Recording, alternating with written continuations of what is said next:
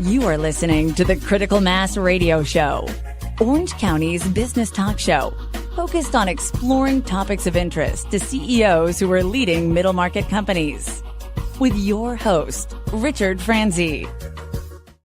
Welcome to Orange County's longest running business talk show and podcast. And yes, I am your host, Rick Franzi. And this is a special episode of our show. Why do you ask? Two reasons. First of all, we have an outstanding guest, Craig Kausen, who's the president and chairman of the board for the Chuck Jones Center for Creativity. Craig, welcome to the program. It's great to be here, Rick. Thank you for having me. And you're welcome. And secondly, we're a part of a global movement, Podcasthon 2025. This is its third year. There are over 1,500 podcasters around the world who are dedicating a special episode in the month of March to focus on a nonprofit in their market that they have a special affinity or feeling to. And so it's an honor for Haley, our producer, and myself to be invited to be a part of this global movement. And we're excited to feature Craig and his organization on our program today. So, Craig, before we talk about the Chuck Jones Center for Creativity, let's take a step back and start with you. Can you take us through kind of your journey to becoming the president and now chairman of the board? Yeah. So, there's a, let's say I was born into it. Let's just put it that way. I guess I was born to be in this role because my grandfather was Chuck Jones. And although my brother may see this, I'm the favorite, grandson of Chuck Jones. And so I was a computer engineer. I went to UCLA, had a career in teaching and technology for a number of years. And then I got pulled in to the family of Chuck Jones businesses, which are kind of diverse in licensing and doing all kinds of different things. But then the Center for Creativity was just, and I was asked to come in to automate it. And so I gave them a year and said, I'll automate the companies, and then I'm going to go off and do what I really do, is technology. And I never left, and grew in through this. And in 1999, I was one of the founders with my mother of the idea of having a Center for Creativity. And so I got sucked into the family business and have never left, gladly. So let's set the context. We're here in Southern California and the home of Hollywood, if you will. And for those that may not be aware of Chuck Jones and his lineage, could you talk to us about Chuck and then the mission of the Chuck Jones Center for Creativity? Yeah, sure. I think the first, people may not know his name, although more and more people over the last few decades have probably known his name more and more. But Chuck was, he fell into animation after going to fine art school in the 1920s, and literally fell into animation. I mean, it was a fledgling industry back in the 1920s, and about 1930, 31, when he got out of art school, he fumbled around for a bit and started working for Iworks, and then worked his way up started directing at the age of 24, did over 300 films over 70 years, worked for Warner Brothers for 30 plus years, created Roadrunner, Coyote, helped create Bugs Bunny, Daffy Duck, Elmer Fudd while he was at Warner Brothers, and then went on after Warner Brothers shut down their studio in the early 1960s to do things. He did some of his Tom and Jerry's then, and How the Grinch Stole Christmas. He worked with Dr. Seuss and Horton Hears a Who, and really could never stop creating. And so the inception of the Center for Creativity, it was probably 1998, and I'd been in the business for about, I would say, 7 years. And I traveled with Chuck extensively in the 90s, going to art shows and speaking engagements. And the stories that came back when we were out places and we just come in contact with people, and so many of them had unique stories about how, whether his cartoons or his persona, his philosophies, his writings, his autobiographies had impacted them in some way. Many of them had met Chuck throughout their lives. Chuck was around Hollywood and traveled extensively, met so many different people. And so these stories came out that somehow these sometimes brief meetings, 2, 3, 10 minutes, would change the trajectory of certain people's lives. There was one gal who was working for Warner Brothers at the time, met Chuck at a studio store opening in New York in like 94, 95, I think it was. And she came and did a program for the Center for Creativity in about 2013. And she recalled that meeting, and that she was all scared to meet him, and she was in animation. And by the end of the 10 minutes, she was in full tears and had decided that she wasn't going down the right path for her life, and that she wanted to be a children's book author and illustrator. And that's what she is today.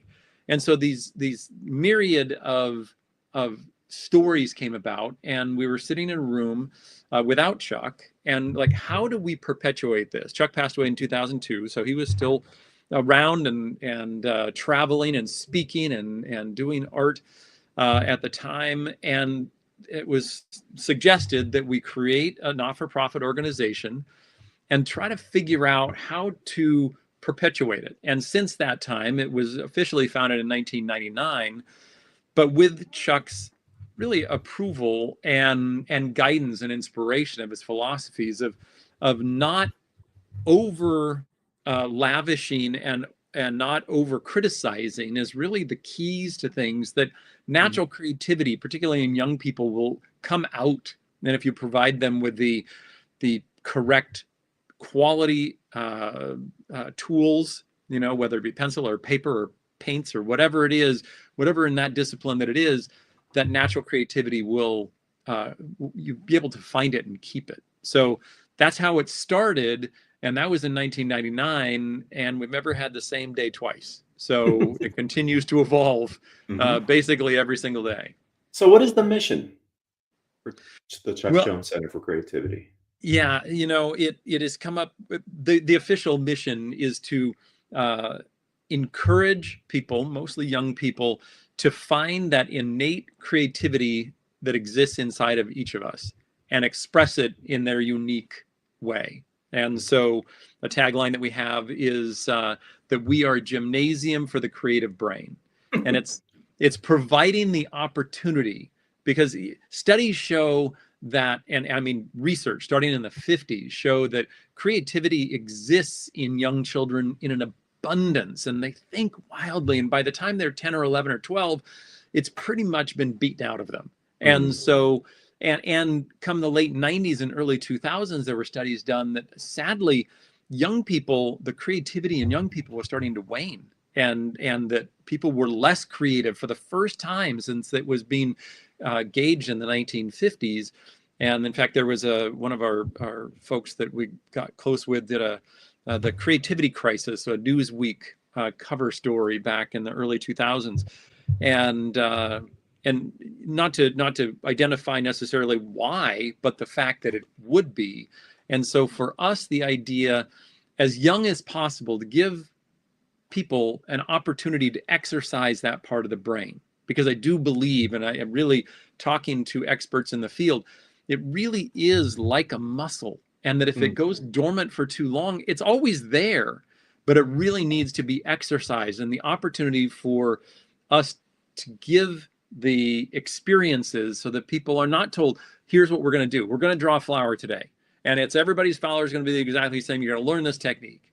We do teach techniques along the way, but the idea to provide, here's some things that you can play with.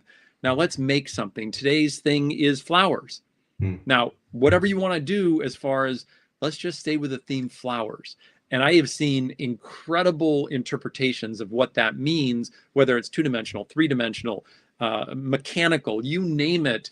It's these people taking the opportunity, using their own imagination, then bring it into reality. And I think that's really the difference between imagination and creativity, that imagination has those incredible thoughts. Creativity is when you actually take those and create something and bring it out into this environment, in this world. And so the act of creating is part of that whole thing. I'm really excited to be a part of Podcasthon 2025. I understand and really relish the opportunity for you, Craig, to talk about the Chuck Jones Center for Creativity, because also Chuck and his creations are kind of, there's a global awareness to the impact that he and Tex Avery and the rest. It looks like they had a lot of fun doing what they were doing. I see that Jeremy made a comment, and Haley, if you could bring that back to the screen, I want to say thank you, Jeremy, for thanking us for participating, and we'll thank you for being giving us the invitation. But let's continue this thought thread on creativity. Is creativity, from what you can see, contagious? That's an interesting question. So, you know, when you touched upon Chuck and his legacy and the creativity that they brought, they created something brand new. They created new characters. They created really a whole new art form in animation back in the 30s and the 40s and the 50s and 60s and 70s, and Chuck continued throughout his life. But one of the things that was unique about what Chuck did and that the other guys did is they took themselves seriously, but they never took their work they took their work seriously, but they never took themselves too seriously. It was exactly opposite. But the idea that they enjoyed what they did, and they never felt like there was an onus to it. They needed to get it done on time. There was incredible discipline to the whole thing. But growing up with Chuck and being around the laughter, he had a very unique, different look on life. He saw things differently. He saw life askew from what most people did. And he saw things in a humorous way. And so when you ask the question about, is it contagious? And I challenge anybody. I do this just sometimes it's become almost out of sport. As I'm walking down the street or I'm walking through a store, and people are usually very dour and they're moving through, and me, I try to kind of be happy through life. And as I go through and I catch somebody's eye, I try to sincerely have a smile. Like, I don't know you at all, but I'm going to give you a smile. And I bet you 99% of the time, the absolute reaction is a smile in return. And Right. as soon as they catch themselves, oftentimes they go right back into, what am I doing? Smiling at somebody I don't even know. Right.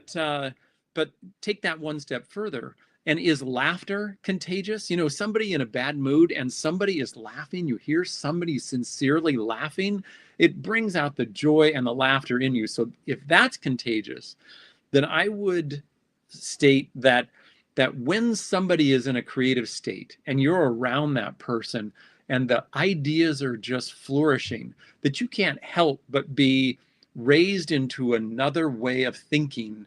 And all of a sudden, ideas start firing in yourself. So just like laughter is absolutely contagious, I believe that being around creative people and not having judgment, not saying, no, that's a terrible idea, whatever it is, that one creative person can infect an entire group of people immediately. And that all of a sudden, and it's been proven that 4 creative people are exponentially more effective together than each on their own individually.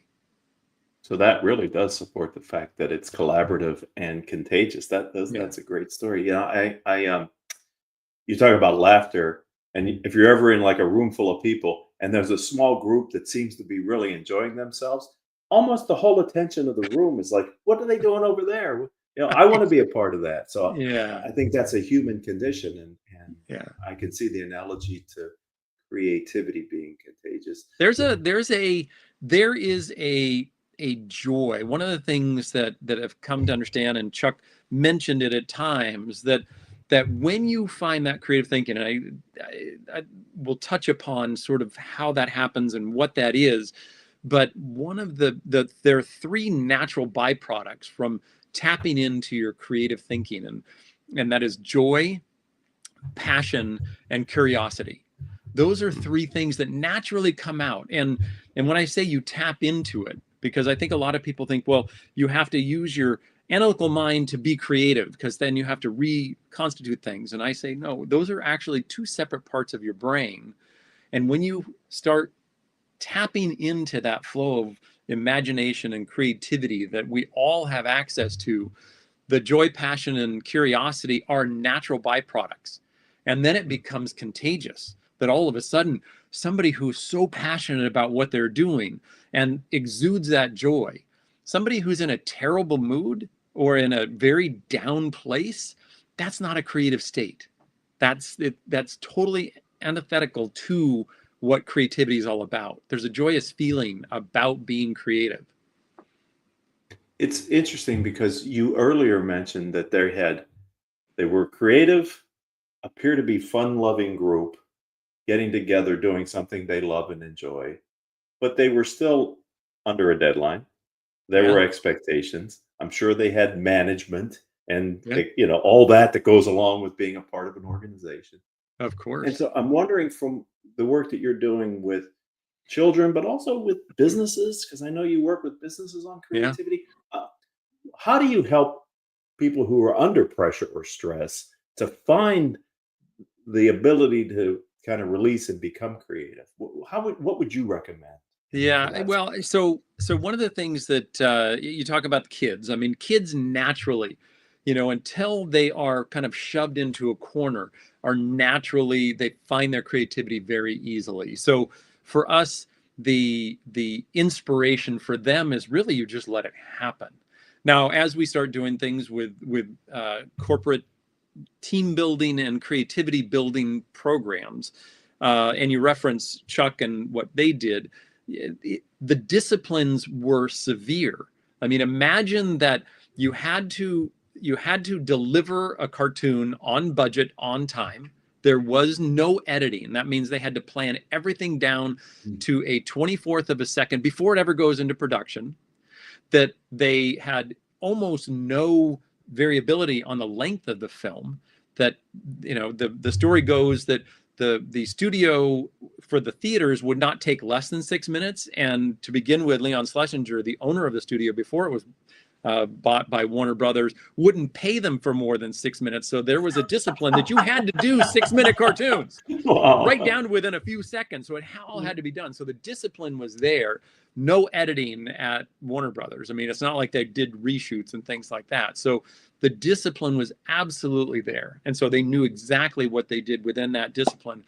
And so when we go and talk to and do programs, really, it's a hands-on program-based experience for businesses. And we provide discipline, we provide boundaries. There's time limits. There are boundaries of a goal. It could be a common goal. It could be an adversarial goal that nobody knows about, but that they are working together in a fun environment. So we make a lighthearted environment, but they each are trying to create something together. And so the idea that you can step out of the pressure of it, and that truly what I try to communicate to anybody, it's only when you step away from the pressure momentarily, even if it's that little glimpse of time that separates all of that rapid, repetitive thought that we all have, that you can tap into that creative moment to get that aha, oh, that's the solution to this problem. And then when you share it, most everybody else will go, no, I'm going to kill that little guy. I'm just going to say no. But in an environment, if the people and the supervisors, the bosses, the owners are willing to give the latitude so that people don't kill something fledgling so quickly with an absolute no, because they may not understand it. And even if that idea doesn't end up being the one, usually that idea turns into another idea, to another and another, and all of a sudden you've got a whole new way of doing things. There's such a need for things like in the business world. We need out of the box thinking, right? We need to brainstorm to come up with new ideas, because what's worked in the past isn't working. And to listen to you talk about the workshops that you do and the work that you do inside the center about finding a way to get to that creative state, and then how it reinforces other people's creativity. It's like one good idea can spark another good idea, which can, it's so exciting to think that the legacy of Chuck Jones isn't just, although it's important, with children and their nurturing their creativity, but it actually has a real need in the business world, probably not just here in the US, but I'm sure in other countries. Yeah, we do programs. One of the things, that we do programs both with businesses, young people.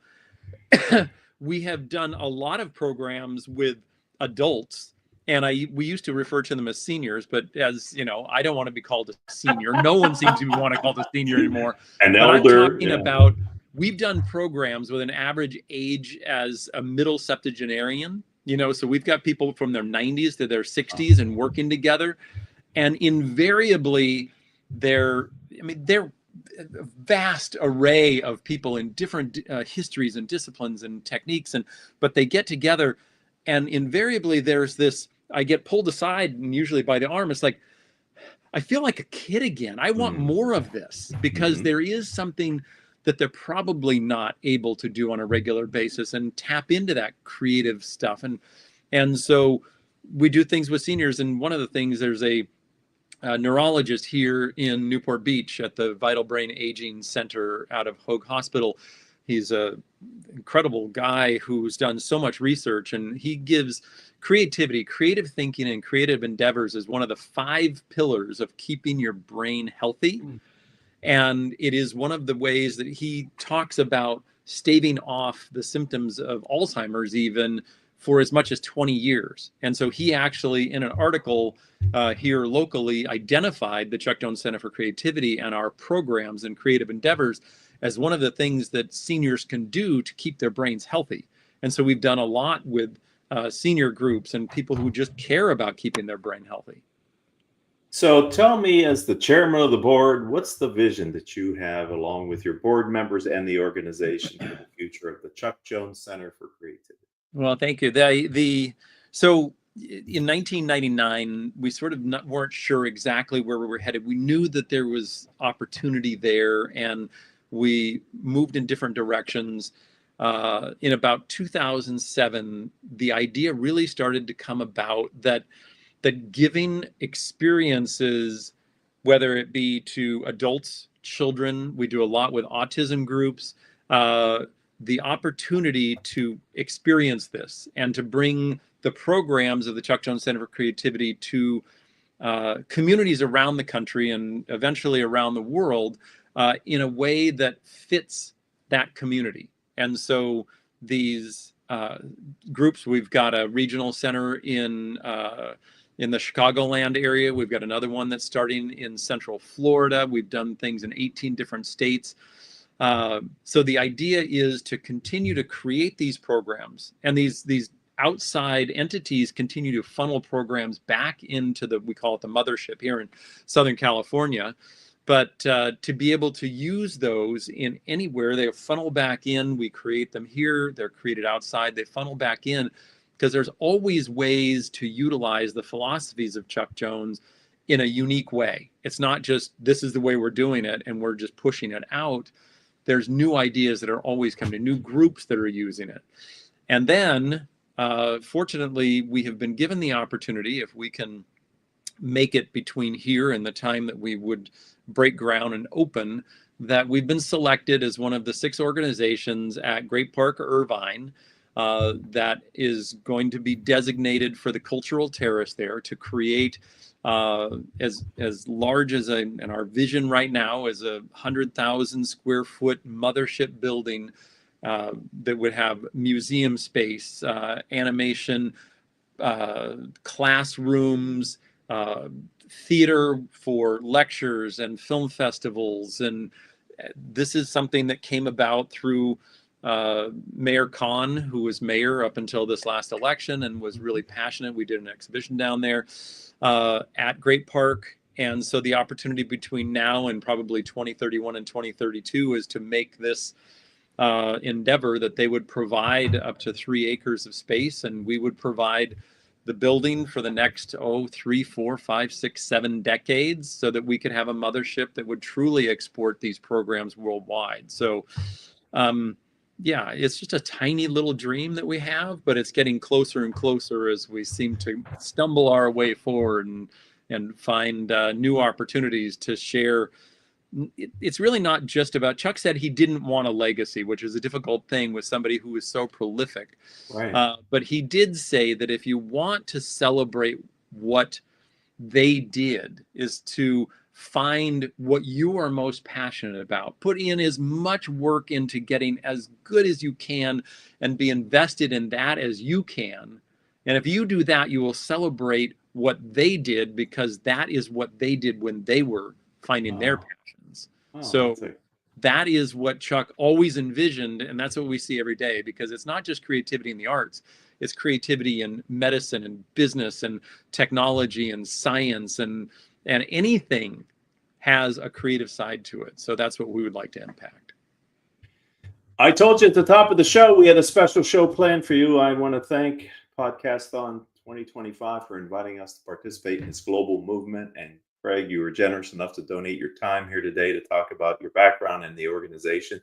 If someone would like to learn more about the Chuck Jones Center for Creativity, how do they find it? So chuckjonescenter.org is really the easiest place to find out about us. We've got programs that run around. There's national events. So go there. You'll find out everything. Send emails, and we'd love to have you involved.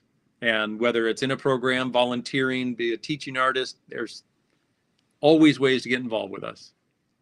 Yeah, thank you for really explaining the breadth of what creativity means to you and through the organization. So thank you for your time today. Thank you, ladies and gentlemen, for being a part of Orange County's longest running business talk show and podcast. Until the next time we all have a chance to be together, I hope each of your decisions move your organization in a positive direction.